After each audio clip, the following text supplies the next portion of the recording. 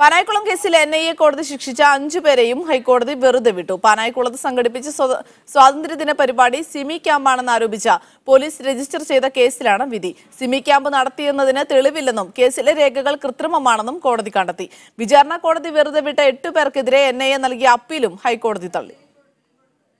14 വർഷം തടവിന് ശിക്ഷിച്ച ഒന്നാം പ്രതി ഷാദുലി, രണ്ടാം പ്രതി അബ്ദുൾ റാസിഖ്, 12 വർഷം തടവിന് ശിക്ഷിച്ച മൂന്നാം പ്രതി അൻസാർ നദ്വി, നാലാം പ്രതി നിസാമുദ്ദീൻ, അഞ്ചാം പ്രതി ഷമ്മാസ് എന്നിവരുടെ അപ്പീലാണ് കോടതി അനുവദിച്ചത്. തനിക്കെതിരായ കേസ് റദ്ദാക്കണമെന്നാവശ്യപ്പെട്ട് കേസിലെ 13ാം പ്രതി സാലിഹ് നൽകിയ ഹർജിയും ഹൈക്കോടതി അനുവദിച്ചു.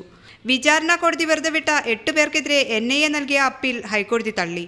2006 ഓഗസ്റ്റ് 15-ന് ആലുവയ്ക്കടുത്ത് പാനായിക്കുളത്ത് ഹാപ്പി ഓഡിറ്റോറിയത്തിൽ സ്വാതന്ത്ര്യദിനത്തോടനുബന്ധിച്ച് സിമി ക്യാമ്പ് നടത്തിയെന്ന പേരിലാണ് NIA കോടതി പ്രതികളെ ശിക്ഷിച്ചത്. എന്നാൽ പാനായിക്കുളത്ത് യോഗം നടത്തിയെങ്കിൽ അത് നിരോധിത സംഘടനയായ സിമിയുടെ പേരിലായിരുന്നോ എന്ന് കണ്ടെത്താൻ പ്രോസിക്യൂഷന് കഴിഞ്ഞിട്ടില്ല എന്ന് ഹൈക്കോടതി ചൂണ്ടിക്കാട്ടി. ഈ കേസിലെ രേഖകൾ പലതും കൃത്രിമമായി ഉണ്ടാക്കിയതാണ്. ഒന്നാം സാക്ഷിയായ റഷീദ് മൗലവിയുടെ മൊഴി സാധൂകരിക്കുന്ന തെളിവുകളൊന്നും കണ്ടെത്താനായിട്ടില്ല. രാജ്യത്ത് ടാഡ പോലുള്ള നിയമങ്ങൾ മുസ്ലിം സമുദായത്തെ പീഡിപ്പിക്കുന്നതിനാണുള്ളതെന്ന് പ്രസംഗിച്ചുവെന്നാണ് പോലീസിന്റെ കണ്ടെത്തൽ. നിയമത്തെ വിമർശിച്ച് പ്രസംഗിക്കുന്നത് കേന്ദ്ര സർക്കാരിനെതിരാണെന്ന് പറയാനാവില്ലെന്നും കോടതി ചൂണ്ടിക്കാട്ടി.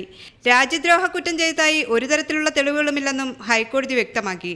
ഹൈക്കോടതിയുടെ ഉത്തരവോടെ കേസിലെ 3 പ്രതികൾ ജയിൽ മോചിതരാവും. 2 പ്രതികൾക്ക് മറ്റു കേസുകൾ ഉള്ളതിനാൽ പുറത്തിറങ്ങാനാവില്ല.